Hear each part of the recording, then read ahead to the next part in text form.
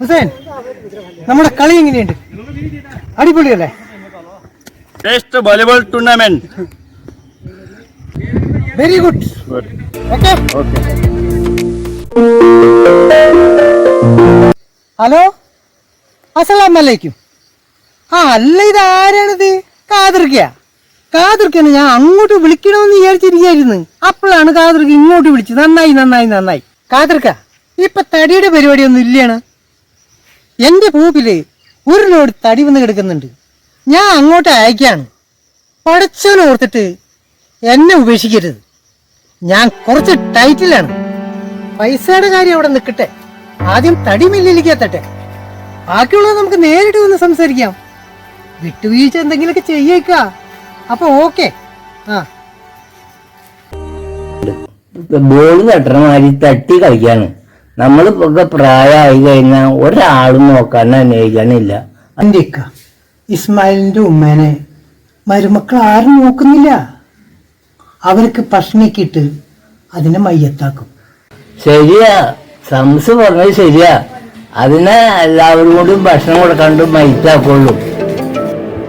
ശരി അങ്ങനെ ആട്ടെ.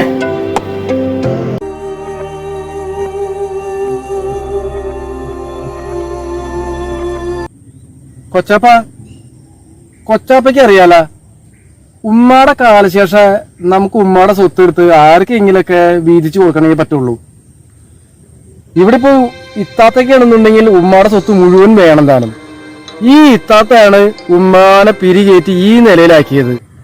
പിന്നെ എന്റെ ഒരു ധൈര്യം ഉമ്മ ഇപ്പൊ കൊച്ചാപ്പയുടെ അടുത്തുണ്ടല്ലോ എന്നുള്ളതാണ്. പിന്നെ കൊച്ചാപ്പ ശ്രദ്ധിക്കേണ്ട ഒരു കാര്യം എന്താ വെച്ചിട്ടുണ്ടെങ്കിൽ, ഉമ്മക്ക് പഴയ ഓർമ്മയും വെളിവൊന്നും ഇല്ല. എപ്പോഴാ എവിടേക്കാ ഇറങ്ങി പോണെന്നൊന്നും പറയാൻ പറ്റില്ല. ഞാൻ വേറെ കാര്യം ആലോചിച്ചിട്ടുണ്ട് കൊച്ചാപ്പ. ഉമ്മാനെ നമുക്കൊരു സ്ഥലത്തേക്ക് ആക്കാം. ആ ഒരു ധൈര്യത്തിലാണ് ഞാൻ നിൽക്കുന്നത്. അടുത്ത ആഴ്ച ഞാൻ വരാം.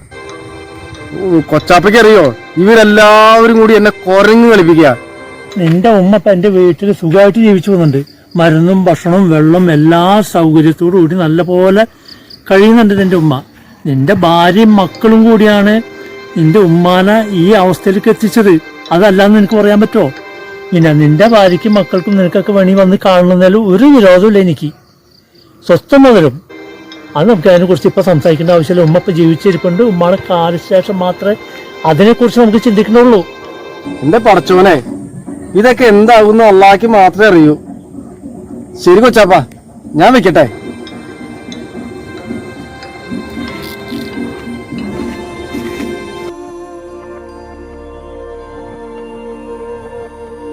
സംസു, എന്താ സലീമേ? നമ്മന്റെ പുറകെ കംപ്ലീറ്റ് പറഞ്ഞ് വെട്ടിക്കൊണ്ട് 10ന്റെ പൈസ വന്നു. സംസു, നിന്റെ പൈസ ഞാൻ തരും.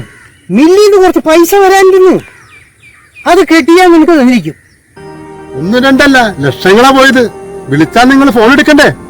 നിങ്ങൾ വേസരാണ്ടിരിക്കുന്നേ. അടച്ചോന്ന് വിചാരിച്ച് നിങ്ങൾക്ക് തരാനുള്ള പൈസ ഞാൻ തന്നിരിക്കും. നിങ്ങളെ സമാധാനപ്പെടി.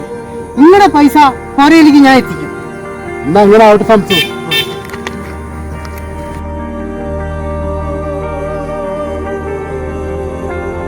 ഇസ്മാലിന്റെ ഉമ്മേനെ ചീത്തയാക്കണത് അവന്റെ ഇഷ്ടമാണ്.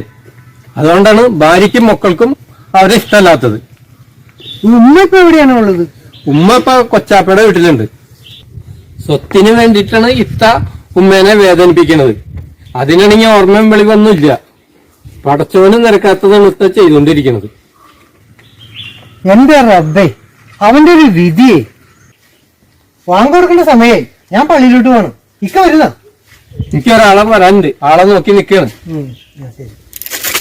സംസോ, ആളെന്നേ. അതെ, ഇപ്പൊ പറഞ്ഞത് ഒരാളോടും പറയാൻ നിൽക്കണ്ട. നമ്മള് മാത്രം അറിഞ്ഞാൽ മതി. ഓക്കെ. അസ്സലാമലൈക്കും. അലൈക്കും അസ്സലാം.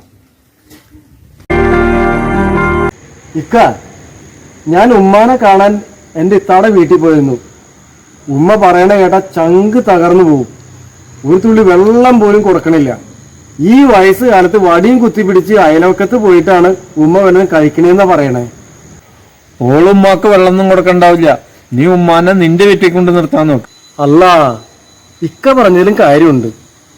ഇസ്മയിലെ, ഉമ്മ നിൽക്കേണ്ടത് നിന്റെ വീട്ടിലാണ്, ഇത്തയുടെ വീട്ടിലല്ല. ഉമ്മേനെ നോക്കേണ്ടത് നിന്റെ ചുമതലയാണ്. ഞാൻ തല്ലുപിടിപ്പിക്കാൻ വേണ്ടി പറഞ്ഞതല്ല. എനിക്കേ കടയിൽ പോയിട്ട് ഒരാവശ്യമുണ്ട്, ഞാൻ അങ്ങോട്ട് പോവുകയാണ്. പിന്നെ കാണാം.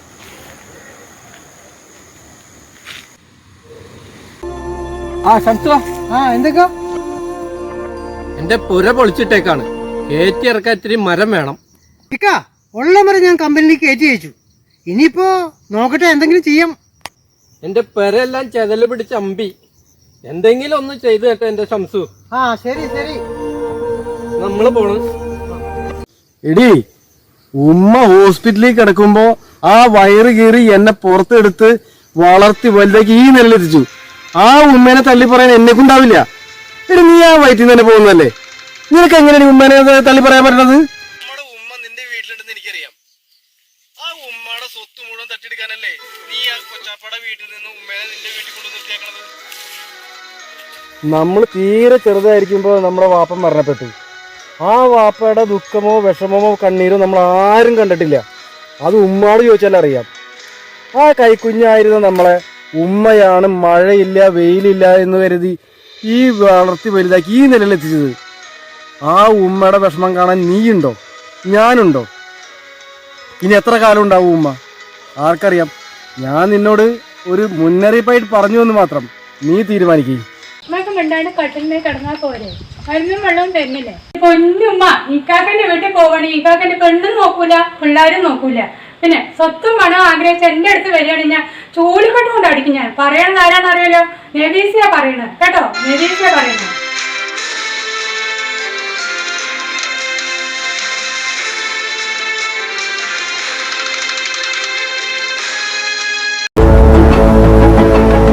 ഇസ്മയിലെ, നീ എവിടെ പോയി കിടക്കണ്? നിന്റെ വീട്ടിൽ പോയി തിരക്കി. നീ ഇവിടെ വന്ന് നിൽക്കണ്.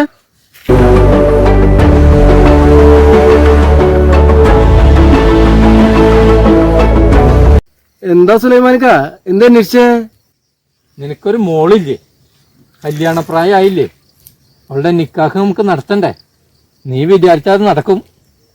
എന്റെ ഇക്ക, ഞാനിപ്പോ അതിനെ കുറിച്ചൊന്നും ആലോചിക്കണില്ല. ഒരു 2 കൊല്ലം കഴിഞ്ഞിട്ട് ഞാൻ നിക്കാഹിനെ കുറിച്ച് ആലോചിക്കണുള്ളൂ. ഞാനിപ്പോ അതിനേലും വലിയ ടെൻഷനിലായിക്കാ. ഇങ്ങോട്ട് തന്നേ.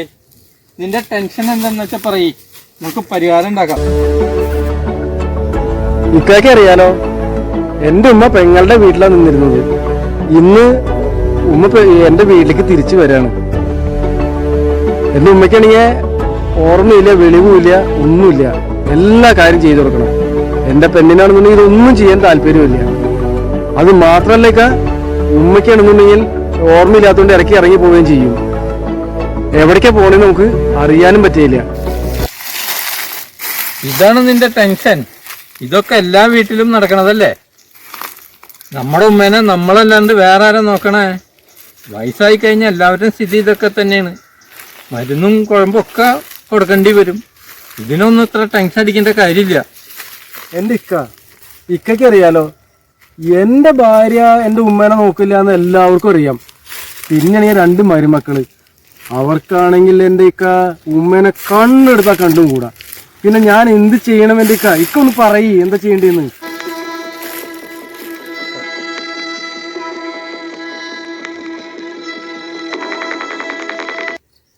എന്റെ ഇക്ക, ഉമ്മാനെ നോക്കി നോക്കി ഞാൻ മടുത്തു നിൽക്ക.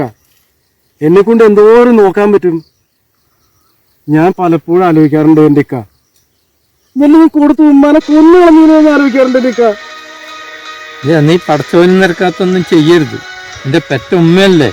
അള്ളാ, ഞാൻ ചെയ്യാൻ വേണ്ടി പറഞ്ഞതല്ല ഇക്ക. എന്റെ വിഷമം കൊണ്ട് ഞാൻ ഇക്കോട് പറഞ്ഞതാ. എന്നാ ഇക്ക എനിക്കൊരു വഴി പറഞ്ഞതാ. എന്താ ചെയ്യണ്ടേ? ഇസ്മായില, നമ്മുടെ സമുദായത്തിന് എത്തിങ്കാനുണ്ട്. നിന്റെ ഉമ്മേനെ നമുക്ക് അവിടെ കൊണ്ടാക്കാം. നിന്റെ മക്കളും മരുമക്കളും ചെയ്യാത്തത് അവര് ചെയ്തോളും. അവരുടെ ഗതിയും നാളെ ഇതൊക്കെ തന്നെയാണ്. പടച്ചോൻ അവരൊക്കെ കൊടുത്തോളും. ഇസ്മായിലെ, ഇനിയിപ്പോ നീ ഇവിടെ നിൽക്കണ്ട.